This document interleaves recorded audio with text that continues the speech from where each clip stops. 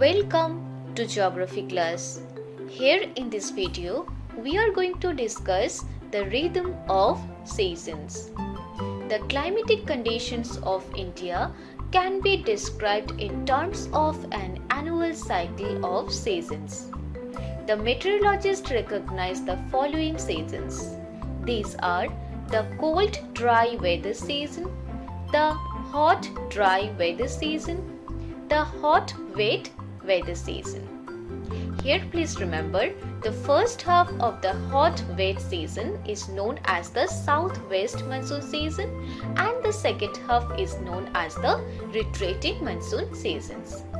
Here in this video, we are going to discuss the cold weather season and the hot, dry weather season. Usually, the cold weather season sets in by mid-November in the northern India. December and January are the coldest months in the northern plain. The mean daily temperature remains below 21 degrees centigrade over the most parts of the northern India. The night temperature may be quite low, sometimes going below to the freezing point in Punjab and Rajasthan. There are mainly two reasons for the excessive cold in the northern India during this season. First, you already know states like Punjab, Haryana, Rajasthan being far away from the moderating of the sea experience. Obviously, they have continental type of climate. Secondly, the snowfall in the nearby Himalayan ranges create cold wave situation. The peninsular region of India, however, doesn't have well-defined cold weather season. There is hardly any seasonal change in the distribution pattern of the temperature in the coastal areas because of the moderating influence of the sea and the proximity to the equator. For example, the mean maximum temperature for January in Kochi is as high as 31 degrees centigrade. For June, it is 29.5 degrees centigrade. The temperature at the hills of Western Ghats remain comparatively low during this season. By the end of December, the sun shines particularly over the Tropic of Capricorn in the southern hemisphere. The weather in this season is characterized by the feeble high pressure conditions over the northern plain, and in southern India, the air pressure is slightly lower. As a result, winds start blowing from high pressure zone to the low air pressure zone over the Indian Ocean in the south. During the winters, the weather in India is pleasant. The pleasant weather conditions, however, at interval get disturbed by the shallow cyclonic depressions originating over the East Mediterranean Sea and traveling eastwards across West Asia, Iran, Afghanistan and Pakistan before entering to the northwestern part of India. On their way, they carry moisture from the Caspian Sea in the north and the Persian Gulf in the south. Western jet streams play a significant role for these depressions, or you can say the upper air circulation actually carries that temperate cyclones. Winter monsoons do not cause rainfall as they have little humidity as they move from land to sea.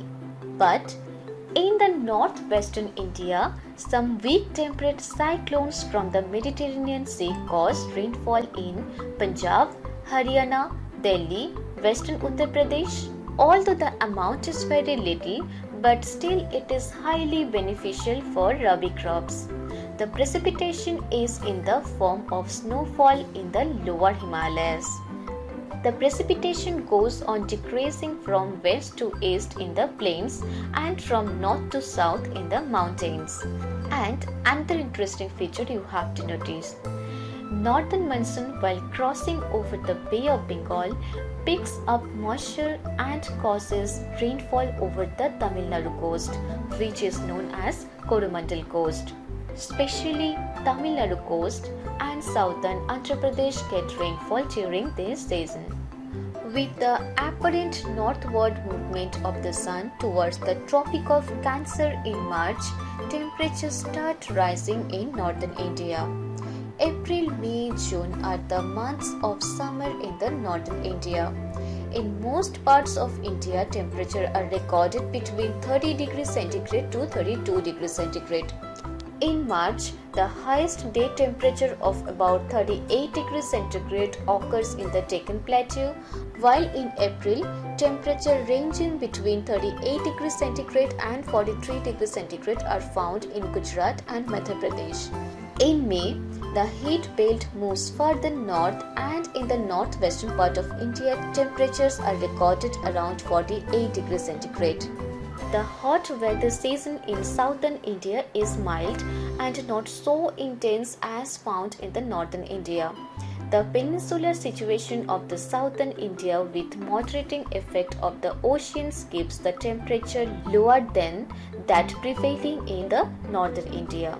So temperatures remain between 26 degrees centigrade to 32 degrees centigrade. Due to altitude, the temperatures in the hills of Western Ghats remain below 25 degrees centigrade. So simply we can say the temperature starts to rise by March.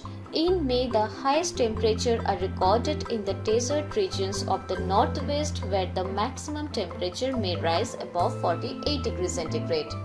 So we can say the summer months are a period of excessive heat and falling air pressure in the northern half of the country. However, the places at higher altitudes and the coastal regions have moderate temperature.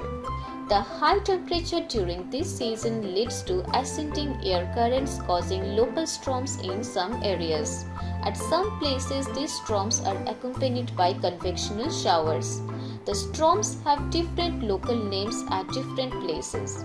Like, especially in Rajasthan and other northwestern states, the hot dusty winds blowing from desert, which is called Lu. In Kerala, local showers are known as mango showers, help in the ripening of mangoes. In West Bengal, similar thunderstorms have been given the local name of Kalbaisakhi, which is known as Bardoli Chehra in Assam, and in few places of Kerala it is known as blossom shower, because with this shower coffee flowers blossom in Kerala and nearby areas. That's all about the hot weather season. I hope this video is informative for you. So, stay happy, stay safe. I am going to meet you very soon. Bye.